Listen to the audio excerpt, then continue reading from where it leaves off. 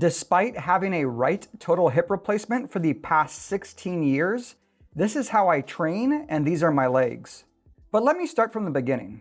When I was 15 years old, I was diagnosed with acute lymphoblastic leukemia, a type of blood cancer. My treatment, which lasted nearly 3 years, involved chemotherapy and a variety of medications, among other things. One of those medications was a high dose of oral corticosteroids. A side effect of the corticosteroids was that I developed a condition known as avascular necrosis, which is essentially bone tissue death due to a lack of blood supply. This happened in both hips, but my right hip was significantly worse than my left and progressed at a much faster rate. At the age of 19, in the summer between my freshman and sophomore years of college, I had a right total hip replacement. The surgeon performed a posterior approach and used a metal-on-metal implant. These are not recommendations, as that should be left in the hands of an experienced surgeon. I only share this information because people will inevitably ask. If you want to hear more about my backstory, you can watch the original video I made about 5 years ago.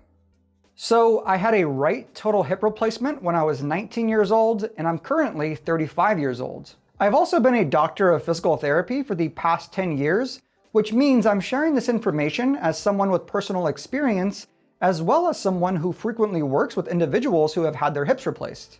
I'm going to share my regular exercise routine to demonstrate what's possible, not necessarily what's required. And once again, I'll try to anticipate questions. I probably average around 12,000 steps per day as my wife and I walk our dogs around the neighborhood and nearby park first thing in the morning and right after dinner. We also walk to the gym after our morning walk, so walking is just built into our lifestyle. I typically lift weights 4 days per week. Mondays and Thursdays are upper body days, while Tuesdays and Fridays are lower body days. Tuesdays look like this: 3 sets of hack squats, 3 sets of single leg seated hamstring curls, 3 sets of single leg extensions, 2 sets of single leg hip extensions on the GHD, 4 sets of calf raises.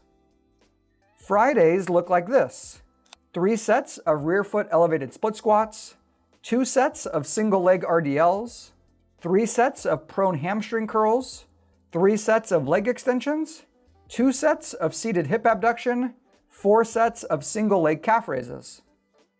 Everything is challenging but tolerable. On Wednesdays, Saturdays, and Sundays, I try to at least do a short hike. We're fortunate to live in an area with a lot of nearby mountains. 3 points I want to discuss here. 1, the specifics don't matter that much because I'm not recommending that anyone needs to do my individualized routine. What's more important if you've had a total hip replacement is that you do your best to maintain a healthy lifestyle that's reasonable, tolerable, and sustainable for you. The benefit of regular physical activity outweighs any potential risks. Some combination of resistance training and cardiovascular exercise is important for bone health, muscle mass, heart and brain health, etc. Part of the reason I make these updates is to encourage people to exercise by showing them that my hip is still holding up strong and my recent x-rays look good despite having had the surgery 16 years ago. 2, this routine isn't set in stone. Things may change depending on the season, our mood, or whether we have visitors in town. Maybe we'll do yoga, or play pickleball with my dad, or rock climb with friends, but this is our weekly routine at the moment. 3, can I run? I do very short distances sometimes, but it's not a form of exercise I've ever enjoyed. I'd rather ride a bike or go for a hike. And if I'm being honest, it probably wouldn't feel great for my hip. However, there are examples of people with total hip replacements who run, play sports, perform jujitsu, ski, etc. If you're looking for specific answers about whether or not you should be performing those types of activities, I previously made a Q&A video about the top 10 questions I get asked. Also, if you are looking for a specific exercise routine, I did make a video about the best exercises I think most people should be considering in the long run after a total hip replacement. What's next for me? I try to keep things pretty simple overall. I don't have any lofty goals for the gym. Sometimes I hit PRs, but oftentimes I don't. My number one priority is maintaining an active and healthy lifestyle given my past medical history. Plus, I think it's beneficial for the longevity of my implant.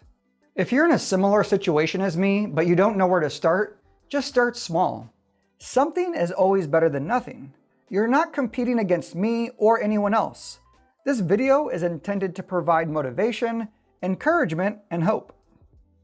Thank you so much for watching. If you enjoyed the video, please hit that like button, subscribe, turn on notifications, and leave any comments down below. If you're interested in a rehab or performance program, or want to work with me one-on-one, visit our website at e3rehab.com. Peace.